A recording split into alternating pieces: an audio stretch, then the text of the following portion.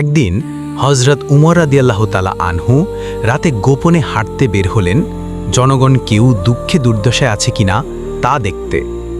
এতটাই গোপনীয়ভাবে হাঁটছিলেন যেন কেউ তাকে চিনতে না পারে। হঠাৎ তিনি একটি বাড়ির কাছে থেমে গিয়ে শুনলেন এক মহিলার কান্নার আওয়াজ।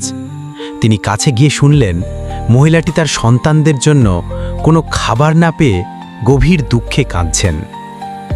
এদিকে মহিলাটি নিজের কষ্টের কথা বলছিলেন। এই রাজ্যে এমন একজন রাজা আছেন যিনি সাধারণ মানুষের কষ্টের খবর নেন না, জনগণকে সাহায্য করেন না। মহিলার এই কথাগুলি শুনে হজরত উমর রাদিয়াল্লাহু আনহুর মন ভারাক্রান্ত হয়ে গেল। তবে তিনি নিজের পরিচয় গোপন রেখে মহিলার কাছে গেলেন এবং তার বিপদের কথা শুনলেন। মহিলাটি বললেন, আমার সন্তানরা ক্ষুধার্ত, খেতে কিছুই নেই।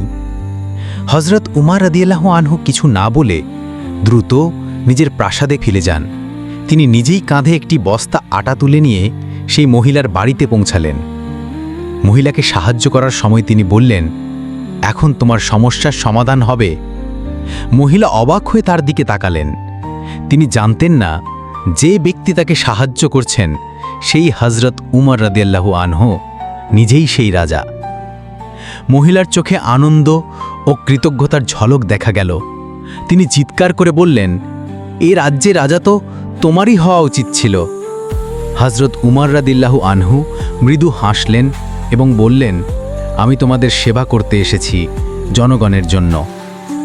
হজরত উমর রাদিয়াল্লাহু তাআলা আনহু বলছিলেন, ক্ষমা চাই আমি তোমার কাছে, হে আল্লাহ, আমার লোকেরা ক্ষুধার্ত থাকতে পারে এটা জানতাম না।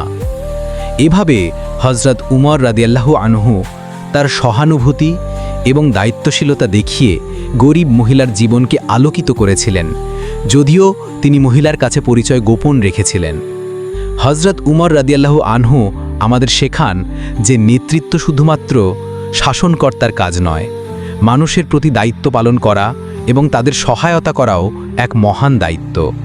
সহানুভূতি এবং দয়া কেবল ব্যক্তিগত জীবনেই নয়, সমাজে ও রাষ্ট্রে গুরুত্বপূর্ণ ভূমিকা রাখে।